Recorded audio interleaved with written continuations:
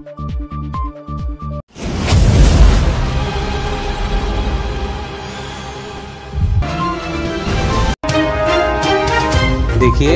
जैसे ही हाथरस की घटना घटी, पीड़ित मृतक मनीषा को पुलिस प्रशासन और उत्तर प्रदेश सरकार द्वारा देर रात उसकी डेड बॉडी को एम्बुलेंस में लाया और परिवार को कमरे में बंद कर मनीषा की डेड बॉडी को पुलिस ने सबूत मिटाने के लिए तुरंत रातों रात जला डाला और हाथरस की ओर आने वाले लोगों को रोक लगा दी। ऐसे में एक ही नेता जो वहां पहुंचा और इस तरह की हकीकत बयां की।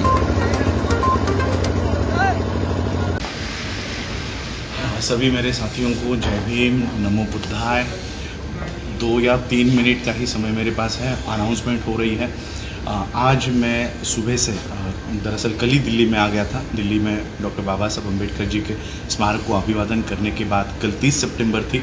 30 सितंबर 1956 को बाबा साहब ने आरपीआई की स्थापना की थी और इसलिए उस दिन के औचित्य को याद रखते हुए बाबा साहब को अभिवादन करने के लिए बाबा साहब के अलीपुर रोड के बंगले पर हम गए और आज सुबह 5 बजे ही हम लोग हाथरस के लिए निकले।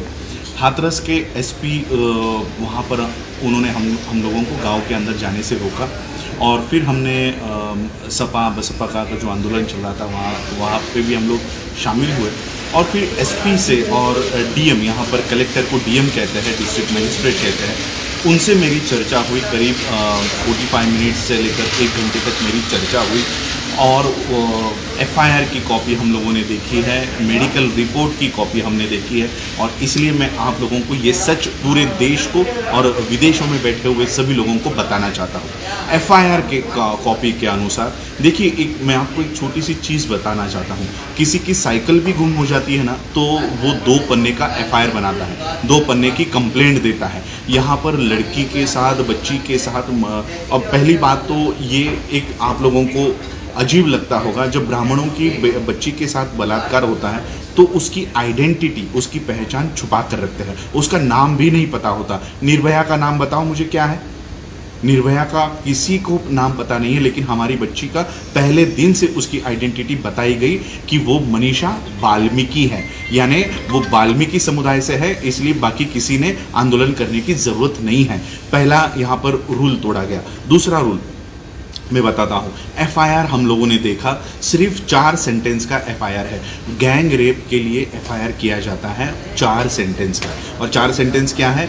माँ का नाम रामा लिखा गया है, भाई का नाम संदीप है और मनीषा।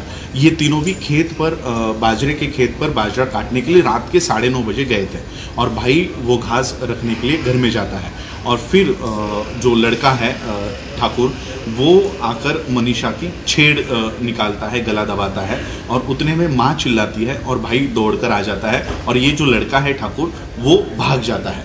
बस इतना ही वाकया एफआईआर में किया गया है, एफआईआर में बताया गया है। अब पुलिस का ये कहना है कि पुलिस की थियरी देखो क्या है।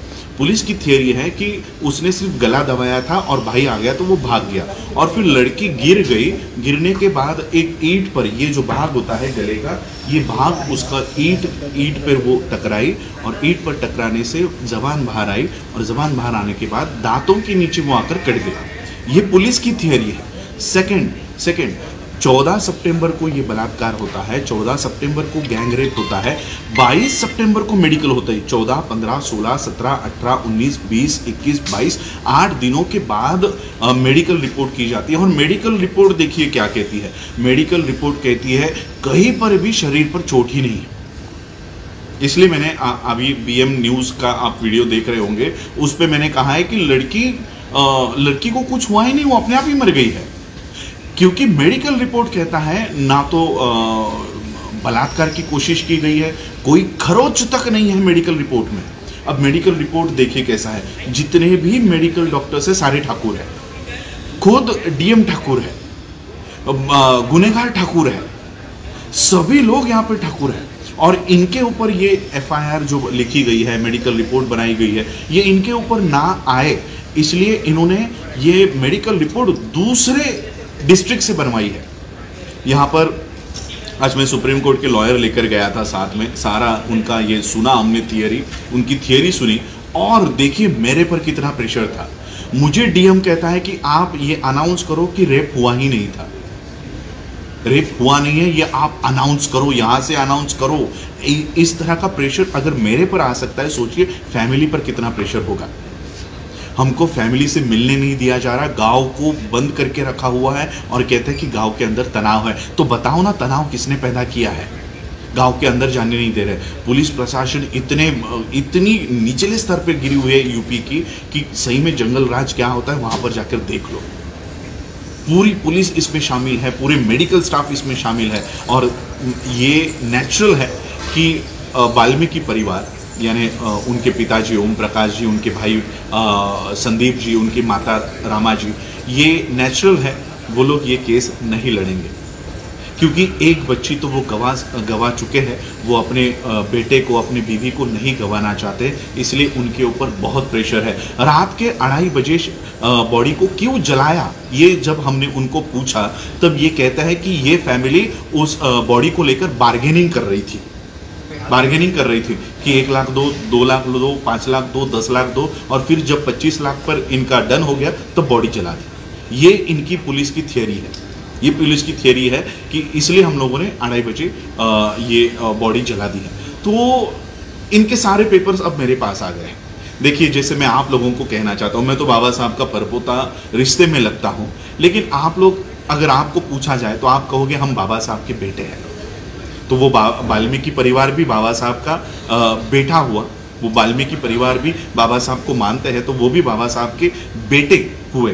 तो इस रिश्ते से अगर वो बाबा साहब के बेटे हैं तो फिर मैं उस मनीषा का भाई हो गया। और इसलिए अगर वाल्मीकि परिवार ये केस नहीं लड़ेगा, और मुझे पूरा विश्वास है कि वो ये केस नहीं लड़ेंगे, वो ये केस नहीं लड़ पाएंगे, क्योंकि अगर उनको जिंदा रहना है तो वो ये केस नहीं लड़ेंगे, नहीं लड़ पाएंगे।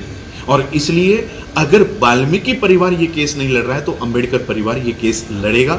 इसलिए सारे पेपर्स मैं आज वहाँ से लेकर आया हूँ, एफआईआर की कॉपी वहाँ से लेकर आया हूँ, मेडिकल रिपोर्ट्स की कॉपी लेकर आया हूँ, और इसमें इंटरवीन हम लोग करेंगे और ये मांग करेंगे कि ये जो केस है ये यूपी से बाहर चलाई जाए। महाराष्ट्र में, दिल्ली में, कहीं पर भी, बॉम्बे हाई कोर्ट में, कहीं पर भी चलाई जाए, लेकिन यूपी से बाहर चलाई जाए। और इसलिए ये सारी रिट पिटिशंस हम लोग डालेंगे, इंटरवीन पिटिशन हम लोग वहाँ पर डालेंगे, और ये केस अब हम हैंडल करेंगे। क्योंकि हम देखिए, केवल उन 4 लड़कों को फांसी पर चढ़ाने से न्याय नहीं मिलेगा। इन डीएम से लेकर, एसपी से लेकर, मेडिकल प्रोफेशन के डॉक्टर्स तक, जब तक इनको हम जेल में नहीं डालते, एक उदाहरण जब तक हम सेट नहीं करते तब तक हम पीछे नहीं बैठेंगे। क्योंकि आज देखो, हम हाथरस में गए थे, मैसेज आता है कि बलरामपुर में भी वही घटना घटी है। कहाँ तक जाओगे, कहाँ तक भागोगे आप लोग? एक दिन थक कर बैठ जाओगे। और इसलिए ये केस में हम लोग ऐसा उदाहरण सेट करेंगे कि अगर पुलिस थोड़ा भी इस तरह का गैर व्यवहार करती है तो उनको भी जेल के पीछे डालने के लिए कोई ना कोई यहाँ पर खड़ा है, कोई तो आवाज उठाएगा जो इनको कानून के तौर पर पकड़ेगा। और इसलिए आज ये सारे पेपर्स यहाँ से लेकर जा रहा हूँ, और within a week intervene application file करके ये सारा मामला हम लोग लड़ेंगे। वाल्मीकि परिवार भी अगर नहीं लड़ता हो तो हम लोग लड़ेंगे, और वो भी बाबा साहब के उस ऑर्गेनाइजेशन से जो बाबा साहब ने 30 सितंबर को बनाई थी, रिपब्लिकन के नाम से हम लोग ये ऑर्गेनाइजेशन को, सोशल नॉट पॉलिटिकल, कोई मेरा पॉलिटिक्स से लेना देना नहीं है, सोशल मूवमेंट हम लोग बाबा साहब की ये फिर से शुरू करेंगे।